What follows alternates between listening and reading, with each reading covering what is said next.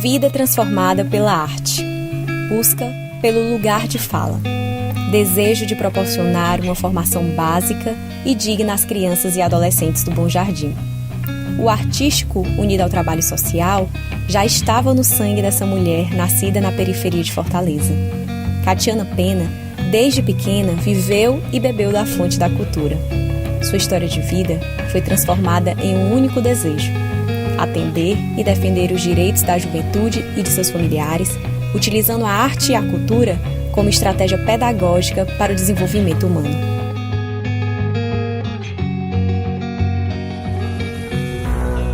Eu sou uma moradora do Grande Bom Jardim, uma mulher que tem muito orgulho de um lugar de onde nasceu e me criei. Então, quando eu tinha 5 anos, minha mãe distribuiu tarefas para cada um dos irmãos. E eu fiquei da parte de vender verduras, né? E aí, para ajudar nessa renda, o meu irmão caçava lata, a minha irmã ia para casa de família, outro vendia jornal, em porta, aqui nos arredores do Bom Jardim. Na época não tinha muitas casas. E aí eu vendendo as verduras, um tal dia eu me deparei com uma lona de circo colorida. E aí comecei a voltar com os legumes para casa. E minha mãe foi perguntar, foi atrás de mim, né? Chegou lá no circo e soube que eu estava indo fazer as atividades e não vender as verduras. E aí foi que ela viu que eu tinha o interesse de estar no circo, de fazer as atividades e começou a deixar, assim. Mas a responsabilidade era totalmente daquela criança com 5 anos de idade de querer enfrentar aquela vida, né? Assim, meus outros irmãos todos foram trabalhar, continuar. Eu sou a única da família que fui para a arte, que fui entrar nesse mundo tão desafiador, tão difícil, né? Não tem como eu dizer para meu pai que eu vou sobreviver de arte, sem ele saber o que era, e eu muito menos naquela época, né? Só sei que eu gostava de estar ali. Foi do circo que eu tive o meu primeiro cachê. Então, quando eu cheguei com o primeiro cachê que dei para minha mãe, aí foi que deu aquela vontade dela de dizer assim: ah, eu sei, tem um futuro ali, é isso que ela quer mesmo. Começou a acreditar. Mas eu fui enfrentar tudo sozinha com 5 anos de idade para mostrar que era aquilo que eu queria fazer, né? Crescer dentro do bairro do Grande Bom Jardim, você não tem um incentivo assim.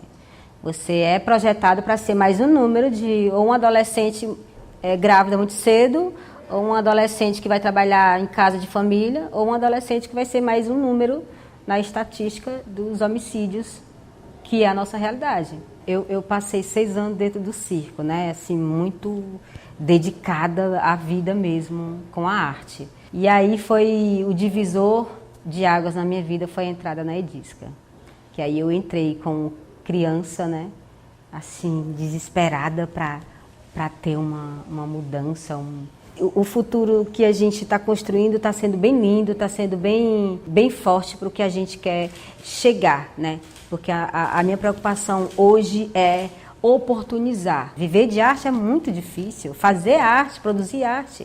Aqui no Ceará é muito difícil. E aí quando você abraça o social, aí você imagina o desafio que é produzir algo que poderia ter um olhar mais sensível para a nossa arte e ainda mais esse lado social, que aí tem que colocar cada vez mais força, porque a gente não tem um trabalho do terceiro setor fortalecido nem valorizado.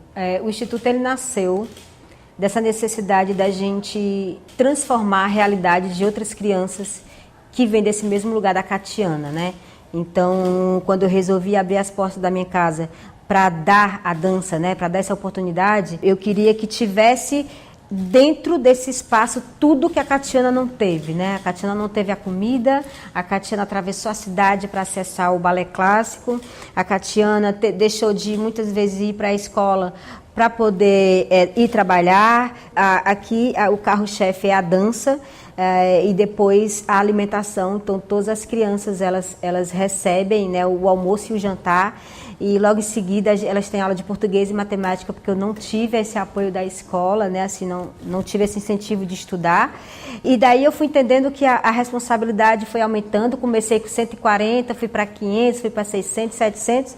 Hoje o Instituto atende 840 educandos. O Instituto hoje ele se mantém de doações, né? Começou a partir dessas doações.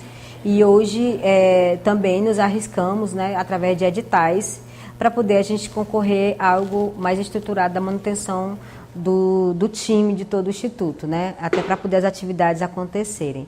Então, há 7 anos nós estamos aqui num bairro onde é difícil o acesso de empresário, é difícil o acesso midiático, é difícil o acesso a tudo.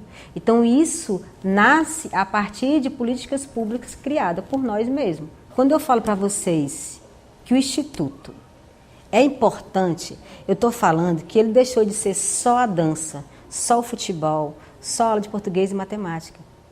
Para você ter uma ideia, a demanda de atendimento psicológico, quando eu trouxe a psicóloga aqui para dentro, foi porque é tanta necessidade, é tanta gente precisando de ajuda, que eu perdi vizinha, porque não teve o atendimento de direito do remédio para depressão. Aí você imagina quantas famílias me procuram, pelo amor de Deus, para um atendimento com a nossa psicóloga. Esse é o espírito que move o Instituto e hoje é o espírito que mantém isso daqui. É porque a gente dá, a gente faz. Eu não brinco de fazer. Eu faço, eu dou e eu dou o melhor.